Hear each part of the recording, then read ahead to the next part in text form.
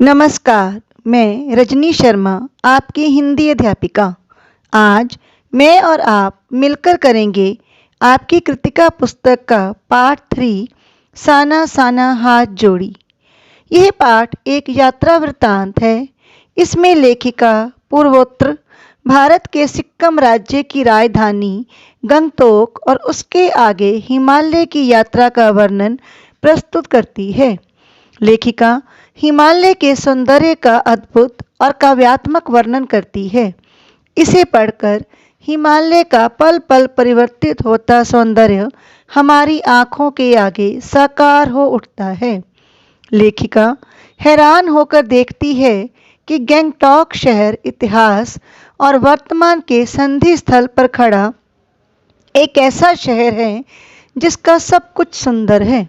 सुबह, शाम और रात लेखिका को सुबह योमथांग के लिए निकलना पड़ता था।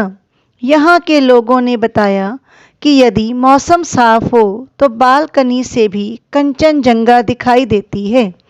लेखिका का ड्राइवर कम गाइड जितेन नार्गे था।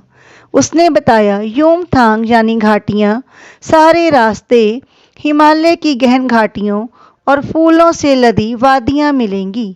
रास्ते में एक जगह एक कतार में लगी सफ़ेद बौद्ध पताकाएं दिखाई दी। नार्गे ने बताया जब किसी बुद्धिस्ट की मृत्यु होती है तब उसकी शांति के लिए शहर से दूर किसी भी पवित्र स्थान पर 108 पताकाएं फहरा दी जाती हैं। इन्हें उतारा नहीं जाता। ये धीरे धीरे अपने आप ही नष्ट हो जाती हैं। किसी नए काम की शुरुआत में रंगीन पताकाएं लगाई जाती हैं। एक स्थान पर जितेन ने बताया इसका नाम कवि लॉन्ग स्टॉक है। यही गाइड फिल्म की शूटिंग हुई थी। एक स्थान पर एक कुटिया के भीतर एक चक्र घूम रहा था।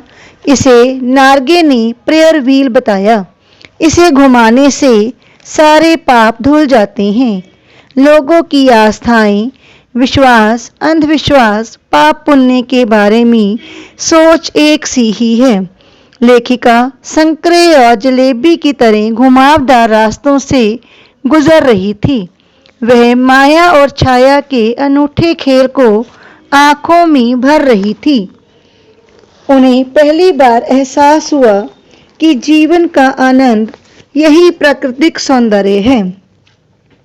मार्ग में उसने देखा कि कुछ पहाड़ी औरतें कुदाल और हथौड़ों से पत्थर तोड़ रही थी। उनका काम बहुत ही खतरनाक था। जितेन ने उसे देश की आम जनता कहा। वे बहुत कम लेकर लोगों को बहुत अधिक दे देते हैं। हेयर पिन बेंट के ठीक पहले एक पड़ाव पर कुछ पहाड़ी बच्चे स्कूल से लौटते दिखाई दिए। 3-3.5 किलोमीटर की पहाड़ी चढ़ाई चढ़कर वे रोजाना स्कूल जाते हैं। ये बच्चे पढ़ते ही नहीं बल्कि अधिकांश बच्चे अपनी माँ के साथ मवेशी चराते हैं, पानी भरते हैं, लकड़ियों के गट्ठर धोते हैं। लेखिका को आगे काले काले याक भी दिखाई दिए। कुछ पहाड़ी औरतें गायों को चराकर वापस लौट रही थी। योमथांग पहुंचने के लिए लेखिका और उसके साथियों को लायोंग में पड़ाव करना पड़ा। वे तिस्ता नदी के तीर पर बसे लकड़ी के छोटे से घर में ठहरे। यहाँ के वातावरण में अद्भुत शांति थी। गेस्ट हाउस में नाच गाने का समा बांधा गया। लेखिका की 50 वर्षीय सहेली माणी ने ऐसा नृत्य किया कि कुमारियां भी मात खा जाएं। लेखिका बर्फ देखने के लिए बेचैन थी। वही घूमते एक सिक्किमी नवयुवक ने बताया प्रदूषण के कारण स्नोफॉल लगातार घटता जा रहा है। हाँ, कटाओ जाने पर शर्तिया बर्फ मिल जाएगी। कटाओ लंगथुंग से 500 फीट की दूरी पर था, करीब 2 घंटे का सफर। नार्गे ने उत्साहित होकर कहा, कटाओ हिंदुस्तान का स्विट्जरलैंड है। जबकि लेखिका की सहेली मनी ने स्विट्जरलैंड से अधिक सुंदर कटाओ को बताया। वहां चारों ओर बर्फ बिखरी पड़ी थी। लेखिका को लगा ऐसे ही वातावरण में ऋषियों मुनियों ने वेदों की रचना की होगी। मनी ने बताया, ये हिम शिखर जल स्तंभ है। सर्दियों में बर्फ के रूप में प्रकृति जल संग्रह बर्फ के रूप में कर लेती है और गर्मियों में ये बर्फ शिलाएं पिघल पिघल कर जलधाराओं में परिवर्तित हो जाती हैं। कितनी अद्भुत व्यवस्था है जल सिंचन की। थोड़ा आगे बढ़ने पर बॉर्डर एरिया आया। थोड़ी दूर पर चीन की सीमा है। वहां का तापमान 15 डिग्री नीचे था। फौजी ने पूछने पर बताया, आप चैन की नींद सो सके इसलिए हम यहाँ पहरा दे रहे हैं। ये जवान पौष और माघ मास की कड़कड़ाती ठंड में भी इसी तरह पहरा देते रहते हैं। जब पेट्रोल के सिवाय सब कुछ जम जाता है। लेखिका को जितेन ने बताया कि नेपाल में सेना और माओवादियों के बीच हुई मुठभेड़ में हजारों माओवादी मार डाले गए थे, पर क्या मजाल एक भी लाश सरकार के हाथ लगी हो। युमथांग में चिप्स बेचती सिक्किमी युवती ने लेखिका से पूछा, क्या वह सिक्किमी है? तो उसने कहा, नहीं, मैं इंडियन हूँ। ये सुनकर उसे अच्छा लगा। लौटती यात्रा में जिताइन ने कई जानकारियां दी। एक पत्थर को गुरु नानक के फुटप्रिंट बताया। कहा जाता है यह गुरु नानक की थाली से थोड़े चावल छिटक कर बाहर गिर गए थे।